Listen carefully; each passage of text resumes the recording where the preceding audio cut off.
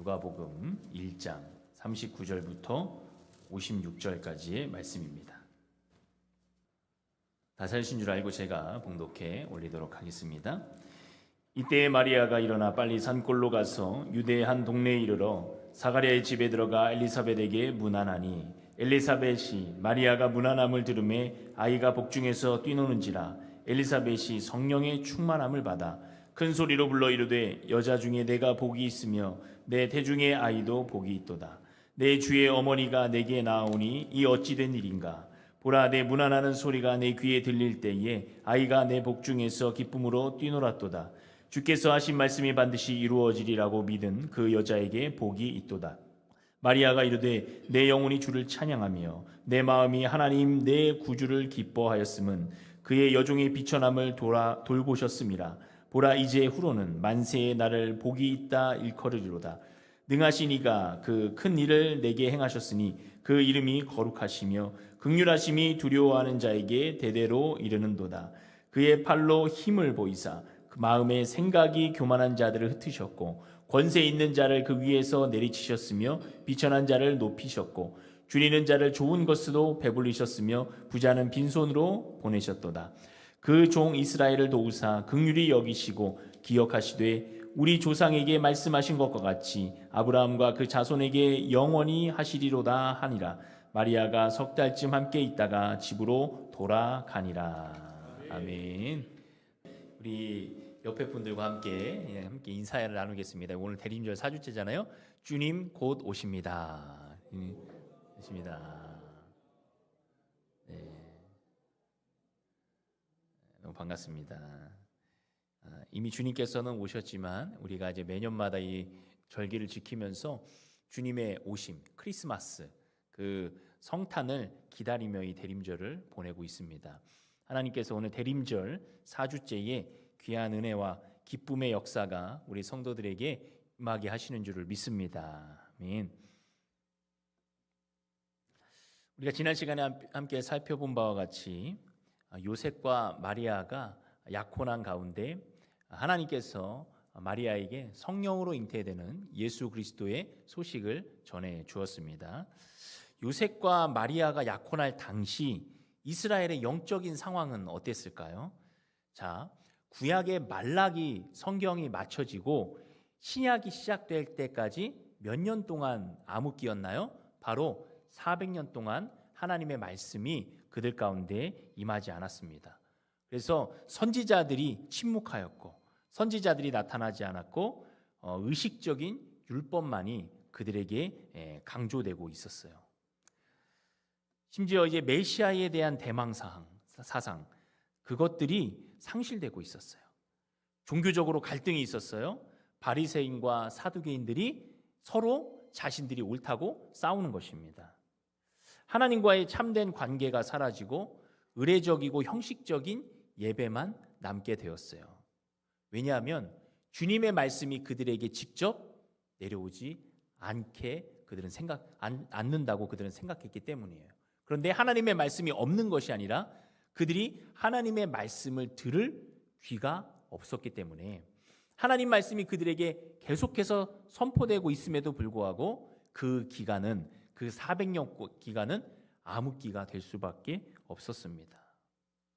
그런데 하나님께서는 그것을 우리 인간의 단어로 쓰기 때문에 암흑기라고 하는 것이지 하나님의 입장에서 보면 그 시간은 하나님께서 이 땅에 예수 그리스도를 보내시기 위한 준비의 기간이었다고 할 수 있습니다. 하나님께서는 약속대로 이 땅에 메시아를 보내주셨어요. 누구의 자손으로 오셨죠? 다윗의 자손으로. 다윗의 자손 요셉. 그는 의로운 사람이라고 마태복음 1장 19절에 말씀하고 있어요. 그리고 또 다윗의 한 자손이 누구죠? 마리아. 다윗의 자손 요셉과 다윗의 자손 마리아가 만나서 어떻게 해요? 같이 약혼함으로 구약에 약속된 다윗의 자손으로 오시는 예수 그리스도의 약속의 성취를 이루는 역사를 우리는 보게 되는 것입니다.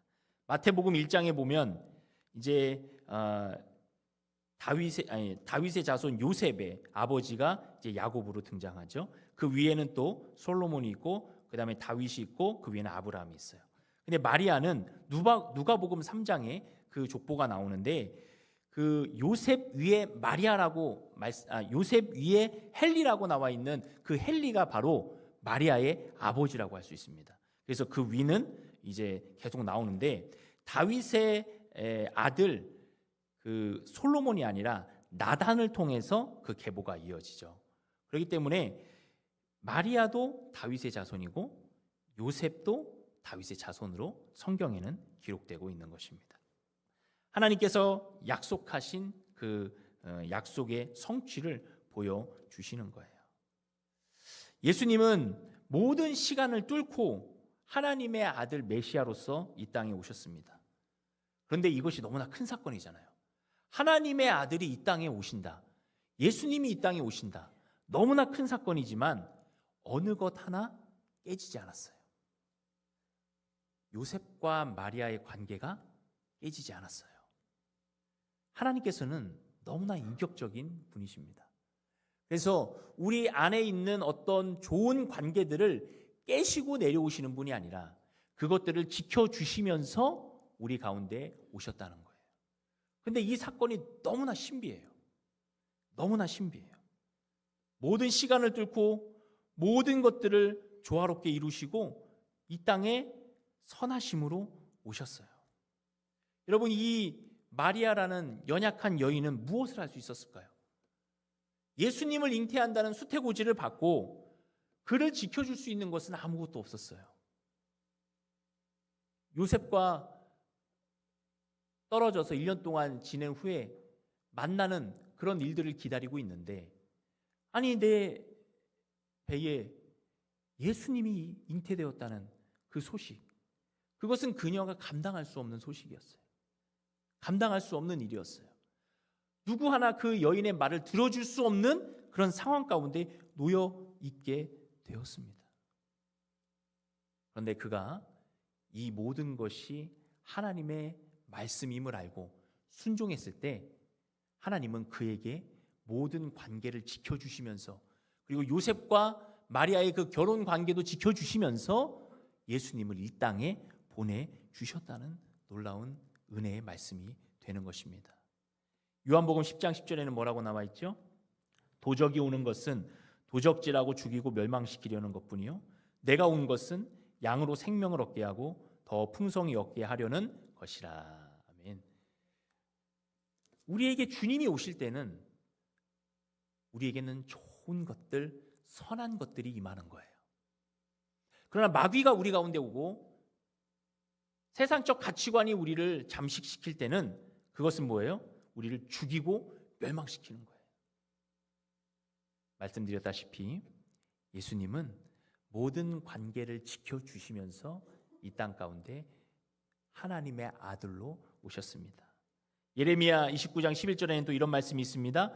여호와의 말씀이니라 너희를 향한 나의 생각은 내가 하나니 평안이요 재앙이 아니니라 너희에게 미래와 희망을 주는 것이니라. 마리아는 이 모든 어려운 과정과 난관을 자기가 어떻게 이겨내야 될지 생각은 했을 거예요. 그러나 아무리 생각해도 방법이 없어요. 그런데 예수님께서 하나님께서 말씀을 통해서 말씀하시기를 내가 너희에게 주는 것은 재앙이 아니라 미래와 희망이다 라는 이 말씀, 이 마리아에게도 예수님을 잉태했다는 소식은 그의 개인적인 삶에는 너무나 부담스럽고 힘든 말씀이 될지 모르지만 하나님의 큰 계획 안에서는 그것이 얼마나 복되고 감사하고 영광스러운 소식인지 알게 되는 것입니다. 크신 하나님의 뜻을 몰랐을 때는 어때요?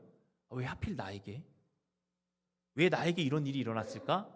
라고 의문을 가지고 때로는 하나님의 큰 뜻을 깨닫지 못할 수도 있어요. 근데 그가 하나님의 뜻을 깨달았을 때는 뭐라고 고백했어요? 마리아가 주의 여종이오니 주의 뜻대로 되기를 원하나이다 라고 고백했습니다. 우리의 신앙의 과정이 이와 같아요.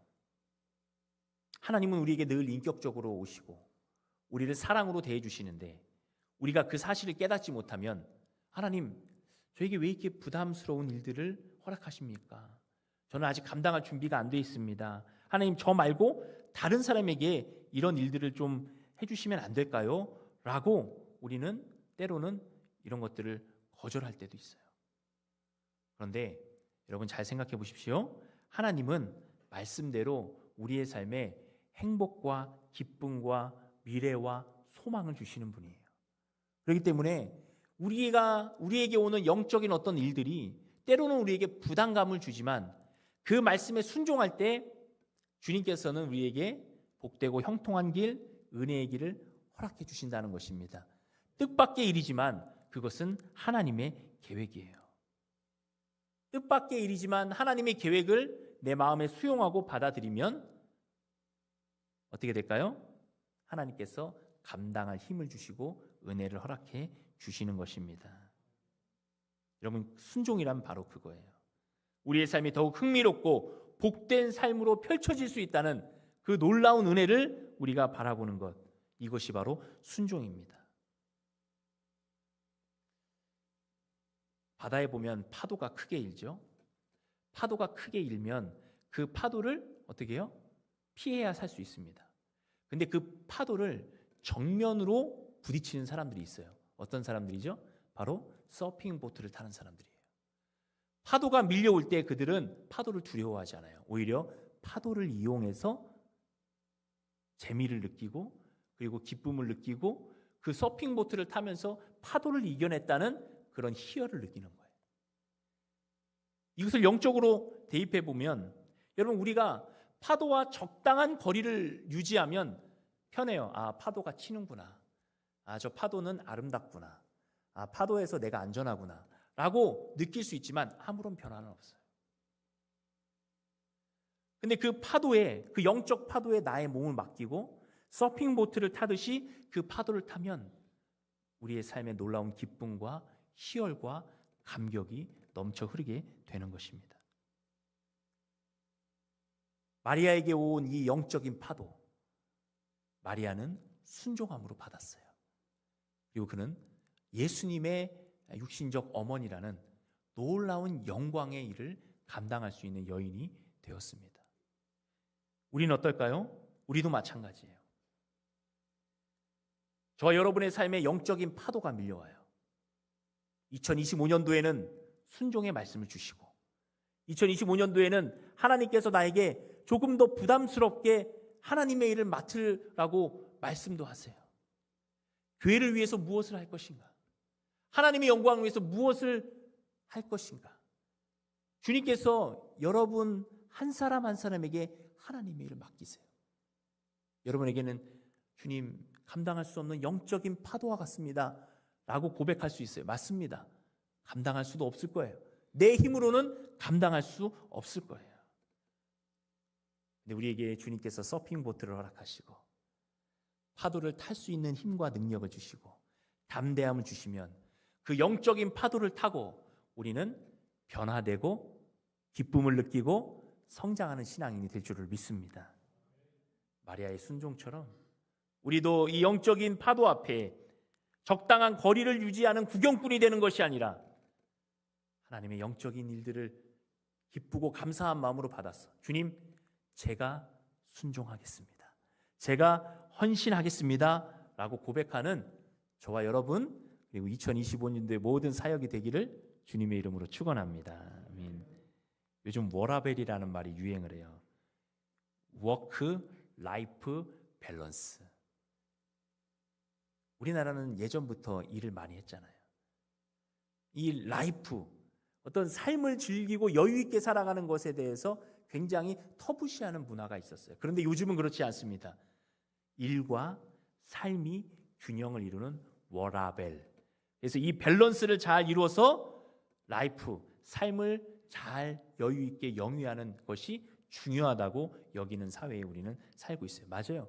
맞을 거예요. 우리가 일을 열심히 하다 보면 때로는 그 일에 파묻혀서 우리는 삶의 의미를 깨닫지 못할 때가 있고 기계적으로 일을 하는 그런 일들이 많이 있을 거예요. 그러면 능률도 오르지 않고 그리고 우리는 더 나은 삶으로 나아가지 못할 거예요. 여러분, 세상의 일은 그렇습니다. 우리가 해야 되는 일도 마찬가지 많이 그렇습니다. 근데 여러분, 그렇다고 해서 우리가 페라벨의 삶을 살면 안 돼요. 여러분, 페라벨은 무엇일까요? Faith, Life Balance. 좋은 단어처럼 보이잖아요. 믿음과 삶의 균형. 좋은 쪽으로 해석하면 우리가 믿음과 마찬가지도 삶도 믿음과 동등한 위치에서 나아가야 된다라고 해석할 수도 있어요. 근데 이것이 나쁘게 해석되면 내가 신앙은 적당히 하고 내 삶도 중요하니까 적당히 균형을 맞춰서 신앙생활 해야 되겠다. 이런 생각은 안 좋은 생각이에요. 왜냐하면 여러분, 신앙이라는 것은 무엇입니까? 우러를 앙, 믿을 신, 신앙, 바라볼 신, 믿음으로 바라보는 거예요. 신앙이라는 것은 밸런스를 이루고 적당히 하는 것이 아니라 어떤 하는 거예요? 계속해서 갈망하고 바라보고 대망할 때 우리에게 능력이 주어지는 것입니다. 그러므로 사랑하는 성도 여러분, 우리가 신앙의 이 본질을 기억할 때 2025년도에는 주님, 제가 적당히 하겠습니다, 이게 아니라 주님, 제가 영적인 갈망으로 나아가겠습니다.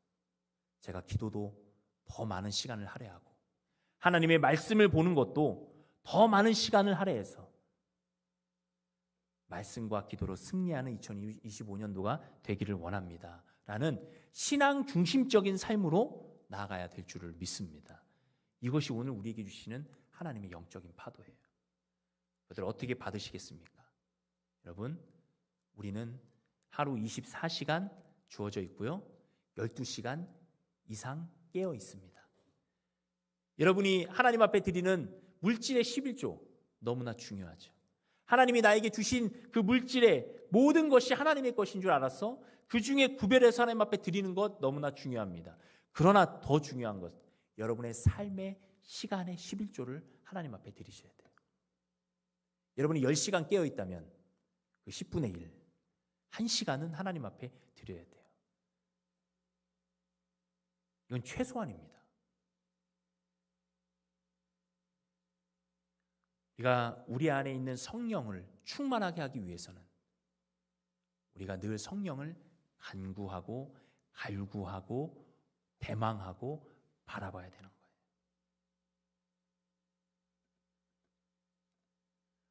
오늘 마리아와 엘리사벳이 만납니다.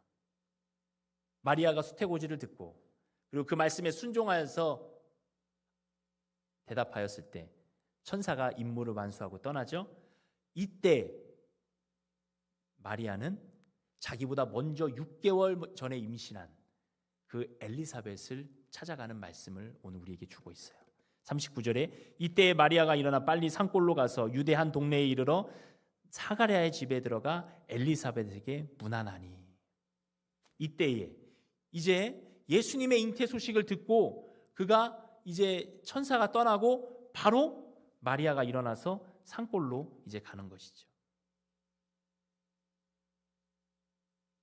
여기서 빨리 일어나라는 표현은 두려움을 기쁨으로 바꾼 사람의 행동이에요. 나에게 어떻게 이런 일이 일어나지? 내가 이걸 감당할 수 있을까? 라는 그 생각은 그 자리에서 일어나지 못하고 주저앉게 해요. 난 아무것도 할 수 없을 거야. 난 여기서 그냥 비난받고 끝나는 인생이 될 거야. 라는 그런 생각이 아니라 하나님의 영광이 나를 통해서, 나를 통로로 하여서 이 땅에 오는 그 기쁨을 누린 자들, 빨리 일어나서 어디로 가요? 자기보다 먼저 임신한 그 엘리사벳에게로 달려가는 거예요. 여기서 무난한이라는 뜻은 에스파사토라는 그런 단어입니다. 헬라어로. 이 단어는 무슨 뜻이냐? 격렬한 환영의 인사를 뜻하는 거예요. 우리는 이 단어가 엘리사벳에게 무난하니라는 단순한 단어로 성경은 말씀하고 있지만 그 원어의 의미를 보면은 둘이 만나면서 격렬하게 환영을 하는 거예요. 서로 격렬하게 인사하면서 기쁨의 표현을 하고 있는 거예요. 왜냐하면 어떤 일이 일어났기 때문이에요. 41절에 엘리사벳이 마리아가 무난함을 들으매 아이가 복중에서 뛰노는지라. 누가 뛰놀아요? 엘리사벳에게 임신한 그 아이가 이 복중에서 뛰어놀아요. 태동을 한 것이죠. 어떤 태동이에요? 성령의 태동이에요. 왜냐하면 엘리사벳에게 임신한 그 자녀는 누구예요? 세례 요한이에요. 예수님의 길을 예비한 세례 요한이 예수님보다 6개월 먼저 임신되어서 이 땅에 오는 거거든요. 그러니까 세례 요한의 사명이 무엇입니까? 바로 예수님의 오실 길을 예비하는 거잖아요. 예수님의 오실 길을 예비함으로 그가 사명을 감당함에 벌써 언제부터? 뱃속에서부터 마리아가 문 안에 오니까 이미 마리아 안에는 하나님께서 성령으로 그에게 잉태하신 예수님을 허락해 주셨어요. 그렇기 때문에 둘이 서로 만났을 때 기쁨의 재회가 되는 것이, 기쁨의 만남이 되는 것이. 41절에 이제 아이가 복중에서 뛰노는지라 엘리사벳이 성령의 충만함을 받아, 엘리사벳도 성령의 충만함을 받아요. 큰 소리로 불러 이르되 여자 중에 내가 복이 있으며 내 태중의 아이도 복이 있도다. 내 주의 어머니가 내게 나아오니 이 어찌 된 일인가? 보라, 내 문안하는 소리가 내 귀에 들릴 때에 아이가 내 복중에서 기쁨으로 뛰놀았도다. 주께서 하신 말씀이 반드시 이루어지리라고 믿은 그 여자에게 복이 있도다. 아멘. 엘리사벳이 마리아에게 정말 극찬하고 심지어 그 마리아를 정말 높이면서 인사하고 막 이렇게 찬양의 목소리를 내는 거예요. 이것은 무엇입니까? 엘리사벳에게는 천사가 나타나서 마리아의 수태고지에 대해서는 얘기하지 않았어요. 근데 그가 어떻게 그걸 알아봤어요? 성령의 충만함으로. 성령의 충만함으로 그 복중의 태아에 하나님의 영광을 본 거예요. 얼마나 놀라운 사실입니까? 엘리사벳은 제사장의 아내예요. 지위도 높고 그리고 나이도 굉장히 많아요. 덕망도 있어요. 사회적 지위로 치면은 마리아와 엘리사벳은 비교가 안 됩니다. 근데 마리아에게 예수 그리스도가 잉태된 사실을 성령으로 알게 된 엘리사벳은 마리아에게 이렇게 고백하는 거예요. 여러분, 이 둘의 만남이 어떠세요? 너무 아름답지 않습니까? 마치 우리 성도들의 만남도 이와 같은 거예요. 우리 교회 오면서 서로 무난하면 인사하잖아요. 일주일 동안 잘 지냈고 어떻게 지냈어? 라고 무난하잖아요. 그것은 단순히 어떤 신변의 안위를 묻는 것이 아닙니다. 일주일 동안 우리가 예수 그리스도 안에서 살아온 그 기쁨의 감격을 나누는 인사가 되어야 되는 거예요. 우리가 예수님을 품고 살아가잖아요. 일주일 동안 우리는 세상과 다른 삶을 살아가잖아요. 예수님을 품고 그 마음 안에 예수님의 삶을 살아가잖아요. 그러면은 우리 성도들이 서로 만났을 때는 어떤 인사를 나눠야 돼요? 성령의 인사를 나눠야 돼요. 서로 무난하면서 기쁨의 제회를 하고 감사를 나누고 하나님 앞에 영광 돌리는 그런 나눔이 어디에만 있어요? 교회의 모임 가운데만 있는 거예요. 다른 모임은 어떻습니까? 그저 어떤 다른 형식적인 인사를 나누면서 자신들의 할 일을 하잖아요. 이 교회는, 우리 성도들의 모임은 그런 모임이 아니라 우리 안에 예수 그리스도의 영, 성령을 품은 모임이기 때문에 우린 서로 인사가 달라야 되는 거예요. 서로 복됨을 선포하고 서로에게 하나님의 사랑을 나누는 그런 모임이 되는 거예요. 여러분, 그리고 이 엘리사벳과 마리아의 만남은 어떻습니까? 예수님이 이 땅에 오시는 성탄에 대해서 가장 먼저 고백했던 만남이에요. 하늘에는 영광, 땅에는 평화, 천군 천사들보다도 먼저 인사했어요. 양을 치던 한밤중에 그 목자들이 예수님의 나심을 보고 달려가잖아요. 그들보다도 먼저 인사 나눈 거예요. 그리고 예물을 들고 예배하기 위해서 찾아왔던 동방 박사들보다도 먼저 인사했던 그 만남이었어요. 그러니까 마리아와 엘리사벳의 만남은 예수님의 이 땅에 오심을 가장 먼저 축하하고 영광 올렸던 그 만남이 되는 것입니다. 얼마나 복된 만남이에요. 얼마나 좋은 만남이에요.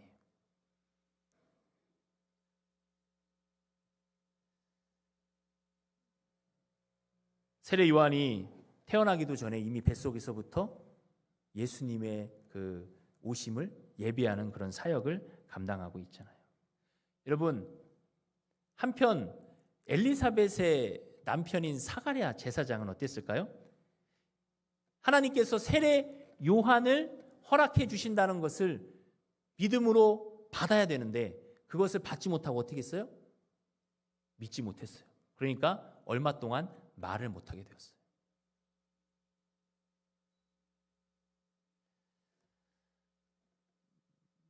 하나님께서 성령을 통하여 하나님의 비밀과 역사를 가르쳐 주십니다.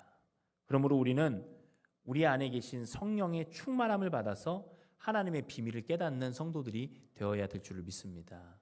우리는 하나님의 비밀을 맡은 자들이에요. 예수님이 이 땅에 오심을 우리가 기뻐해야 되는 것은 세상이 아닙니다. 세상은 예수님의 오심을 기뻐하는 것이 아니라 크리스마스 그런 어떤 자신들의 이런 어떤 좋은 나눔들 이런 것들을 축하하고 기뻐하잖아요. 근데 우리 그리스도인들의 성탄절은 완전히 다른 성탄절이에요. 이 땅에 오시는 예수님의 놀라운 그 이름을 찬양하는 성탄절이 되어야 된다는 거예요. 그저 그냥 형식적인 어떤 행사로 끝나는 그런 일들이 되어서는 안 돼요. 오늘 우리 성탄 전야제인 예수사랑 콘서트를 주님 앞에 올려드립니다. 우리가 또 어떤 우리 주변에 있는 분들을 초대하고 또 우리 아이들과 우리가 준비한 모든 것들을 함께 나누면서 우리는 다른 어떤 기쁨을 맛보는 것이 아니라 예수님이 이 땅에 오셔서 우리를 구원하신 그 기쁨을 나누는 모임이 되어야 된다는 것입니다. 이것이 우리에게 오신 우리에게 있는 성탄의 기쁨이에요. 근데 이런 기쁨을 주셨음에도 나누지 못하는 교회, 나누지 못하는 성도라면 이것만큼 비참한 것은 없는 거예요. 여러분, 예수님은 이미 우리 가운데 놀라운 은혜와 축복을 주신 줄을 믿습니다. 이것들을 우리가 믿음으로 받으면 우리의 성탄은 놀라운 영광의 성탄이 되는 것이고 기쁨의 성탄이 되는 것이에요. 마리아가 엘리사벳을 만나고 하나님 앞에 기쁨의 찬양을 올려드려요. 46절에 보면 마리아가 가로되 내 영혼이 주를 찬양하며 내 마음이 하나님 내 구주를 기뻐하였음은 그 계집종의 비천함을 돌아보셨습니다. 보라 이제 후로는 만세의 날을 복이 있다 일컬으리로다. 아멘. 이 마리아의 찬가를 마그니피캇이라고 합니다. 이것은 라틴어예요. 그러니까 영어에 매그니피션트, 하여튼 되게 웅장하고 큰 뜻을 나타내는 매그니피션트의 어원이에요. 그리고 예전에 우리 차량도 하나 있었죠. 매그너스 이 차량 아세요? 제가 2000년도에 이 차량을 본 것 같아요. 지금은 나오지 않지만 매그너스라는 그 차량도 이 크다, 웅장하다는 뜻을 가지고 있어요. 그러니까 이 라틴어로 마리아의 찬양을 마그니피캇이라고 부르는데 이것은 그냥 찬양이 아니라 아주 웅장하고 장엄하고 놀라운 찬양을 이야기하는 것입니다. 마리아가 고백하죠. 46절에 마리아가 가로되 내 영혼이 주를 찬양하며 내 마음이 하나님 내 구주를 기뻐하였음은 그 계집종의 비천함을 돌아보셨습니다. 보라 이제 후로는 만세의 날을 복이 있다 일컬으리로다. 아멘. 여러분, 마리아가 자기를 왜 비천하다고 얘기할까요? 마리아는 이 전까지 요셉과의 그 약혼 이후에 1년 동안 자기를 준비하면서 결혼에 대한 설렘을 가지고 있었어요. 물론 가난하고 물론 그렇게 큰 어떤 역사를 이루는 것은 아니지만 소박한 삶 가운데 그래도 내가 이 가정을 그때 당시의 결혼은 그냥 자기들만의 결혼이 아니라 가정과 가정이 또 만나는 거잖아요. 그러니까 가정을 위한 또 결혼도 되는 거예요.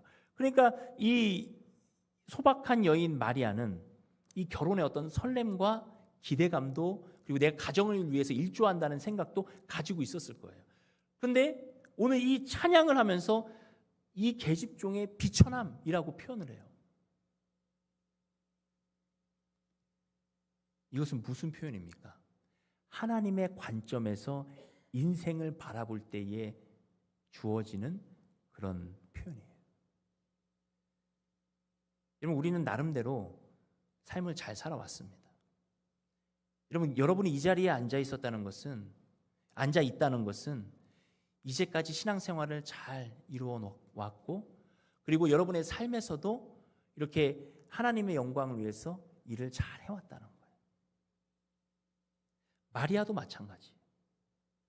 마리아가 마음대로 살다가 하나님의 고지를 받은 게 아니에요. 정말 소박하고 그래도 예수 메시아를 기다리는 마음으로 그가 이스라엘의 한 여인으로서 잘 살아왔어요. 근데 잘 생각해 보십시오. 우리가 아무리 신앙생활을 잘하고 우리가 이제까지 우리의 삶을 잘 영위했어도 하나님이 우리를 보실 때에는 우리는 누구든지 연약하고 조그만 죄에도 쓰러질 수밖에 없고 우리는 유혹에 받아서 넘어질 수밖에 없는 연약한 인간이라는 거예요. 어떻습니까? 성경에서도 나름대로 잘 살아온 인생들이 있어요. 나름 괜찮았던 어부 베드로는 그가 그물 깁는 데는 아주 일가견이 있었어요. 최고의 어부였어요. 근데 예수님께서 그에게 오셔서 누가복음 5장 8절에 누가복음 5장에 더 깊은 데로 가서 그물을 던져라 했을 때 물고기를 잡았잖아요. 그때 베드로가 예수님께 와서 뭐라고 고백해요? 5장 8절에 주여 나를 떠나소서 나는 죄인으로소이다. 나름 괜찮은 어부였고 그곳에서 잔뼈가 굵은 어부였고 잘 살아왔다 생각했지만 예수님의 한마디 앞에 저는 죄인입니다 라고 고백하잖아요. 그리고 디모데전서 1장 15절에 사도 바울은 나름 율법을 가지고 살아왔지만 예수님을 만나고 그가 뭐라고 고백해요? 내가 죄인 중에 괴순이라 고백해요. 그리고 다윗은 이스라엘의 위대한 왕이에요. 누가 봐도 다윗은 성분이에요. 근데 그가 시편 8편에서 고백하기를 뭐라고 고백해요?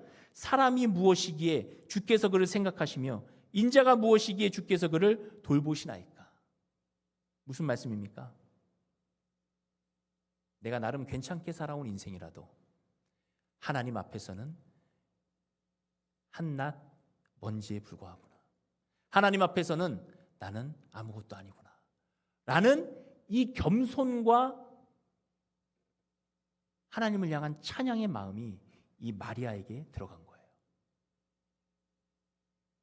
나름 소박한 꿈을 가지고 괜찮게 살아온 인생인 이 마리아가 하나님의 위대한 그 영광을 그가 받고 주님 저는 죄인입니다. 주님 저는 비천한 여인입니다. 주님 저는 주님께 은혜를 받을 만한 것이 하나도 없는데 주님께서 저를 이렇게 예수님이 이 땅에 오시는 통로로 저를 사용해 주십니다 라는 고백이 되는 거예요. 사랑하는 성도 여러분, 오늘 이 고백이 우리의 고백이 되어야 될 줄을 믿습니다. 저와 여러분이 볼 때, 세상이 볼 때에도 다른 사람이 볼 때에도 나름 괜찮게 살아온 인생들이에요. 나름 괜찮게 살아온 인생들이에요. 제가 우리 성도님들을 대할 때도 보면 저 성도님 참 잘 살았다. 정말 하나님께서 저 성도님들에게 복을 주셨구나. 정말 나름대로 신앙의 일들을 지켜오면서 잘 살았구나 라고 저는 우리 성도님들을 바라봐요.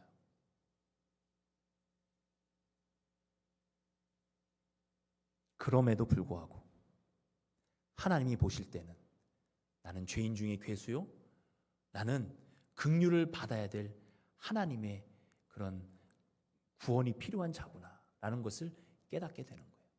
마리아는 그것을 깨달은 거예요. 근본적인 자신의 위치를 깨달은 거예요. 그러므로 그가 나의 이 비천함에도 불구하고 하나님이 은혜를 주셨다는 것을 찬양하는 거예요. 사랑하는 성도 여러분, 여러분의 삶에 하나님이 왕이 되어주시는 줄 믿습니다. 우리는 하나님의 종에 불과한 거예요. 여러분 2025년도에 교만하지 마시고 주님, 저는 죽어 마땅한 인생인데 주님의 은혜로 나는 구원받았습니다. 저는 이제 주님의 종으로 살고 주님이 원하시는 삶을 살아가겠습니다라는 그 겸손의 고백을 주님께서 사용하실 줄을 믿습니다. 그래서 이 마리아의 찬양처럼 저와 여러분이 2025년도에도 이 대림절에도 성탄절에도 하나님만이 위대하십니다. 하나님만이 찬양받기 합당하십니다. 이 비천한 저를 구원해 주셔서 감사합니다. 라는 이 믿음의 고백으로 올려드려야 될 줄을 믿습니다. 여러분 49절부터 55절까지 우리 함께 읽어보겠습니다. 마리아가 어떤 찬양을 하나님 앞에 드리고 있는지 한번 읽어보겠습니다. 시작. 능하신 이가 큰 일을 내가 행하셨으니 그 이름이 거룩하시며 긍휼하심이 두려워하는 자에게 대대로 이르는도다. 그의 팔로 힘을 보이사 마음의 생각이 교만한 자들을 흩으셨고 권세 있는 자를 그 위에서 내리치셨으며 비천한 자를 높이셨고 줄이는 자를 좋은 것으로 배불리셨으며 부자는 빈손으로 보내셨도다. 그 종 이스라엘을 도우사 긍휼히 여기시고 기억하시되 우리 조상에게 말씀하신 것과 같이 아브라함과 그 자손에게 영원히 하시리로다 하니라. 아멘. 할렐루야. 이 마리아의 찬양을 보십시오. 하나님은 역전의 하나님이시고 하나님은 모든 것을 바꾸시는 하나님이라는 것을 고백하고 있지 않습니까? 어떻게 마리아가 그 작은 여인이 시골에 나사렛이라는 이름도 나오지 않는 그 시골에 사는 그 여인이 이런 하나님을 향한 찬양을 올려드릴 수 있는 것은 그 안에 하나님께서 은혜를 주셨고 성령으로 함께 하시고 그가 하나님의 놀라운 은혜를 받았기 때문에 가능한 것인 줄을 믿습니다.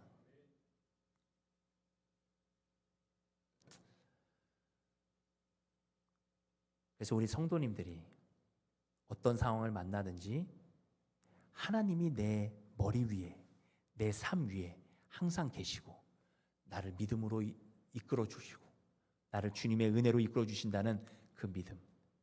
교만한 마음이 아니라 겸손한 마음으로 하나님을 바라보고 하나님만이 나의 주인이시고 나는 주님의 신들매도 감당할 수 없는 종입니다 라는 사도 요한, 세례 요한의 고백처럼 저와 여러분이 이 대림절을 맞아서 주님께만 영광 올려드리고 주님만이 기뻐하시는 거룩한 인생으로 쓰임받기를 주님의 이름으로 축원합니다.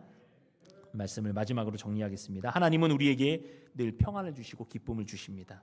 하나님의 말씀을 전적으로 순종으로 받을 때 하나님의 역사는 일어납니다. 영적인 파도를 믿음으로 받으시기 바랍니다. 그리고 성령 충만해야 하나님의 뜻을 깨달을 수 있습니다. 여러분, 내 생각과 이성으로 하나님을 판단하지 마세요. 하나님은 성령 충만한 자에게만 비밀을 알려주십니다. 아무리 대단한 학식을 가지고 있다고 해도 여러분 사도 바울은 그 당시에 가장 학식 있는 사람이었어요.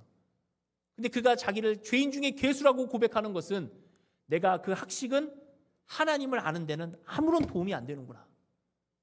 내가 내 안에 있는 성령의 충만하심으로 내가 주님을 깨달았고 주님이 나에게 오셨기 때문에 내가 믿음의 사람이 될 수 있었구나 라는 고백을 하는 거예요.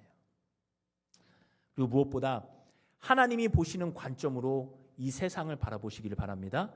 하나님이 보시는 눈으로 나를 바라보시기를 바랍니다. 나는 하나님 앞에서 비천한 존재지만 하나님은 나를 보호하시고 인도해 주시고 사랑해 주신다는 믿음을 가지고 살아가시기를 바랍니다. 세상을 볼 때 두려움으로 바라보지 마세요. 세상은 이미 하나님께서 예수 그리스도를 통해 승리하신 곳입니다. 그러므로 우리가 하나님의 관점으로 세상을 바라보면 다 긍휼한 거예요. 다 불쌍해 보이는 거예요. 왜요? 우리보다 지위가 높고 우리보다 물질적으로 풍요하고 우리보다 더 세상의 지혜를 가지고 있을지 모르지만 우리는 하나님의 복음을 가진 자들이고 하나님의 영적인 군사라는 것을 잊지 마시기 바랍니다. 주님께서는 우리를 사용하셔서 세상을 구원하시고 세상에 하나님의 복음, 그리스도의 복음을 전하게 하실 것입니다. 이 대림절에 주님의 은혜 벌써 4주차가 되었어요. 어떤 은혜를 나누고 있습니까? 하나님의 놀라운 영광의 대림절의 여정이 되시기를 주님의 이름으로 축원합니다. 기도하겠습니다.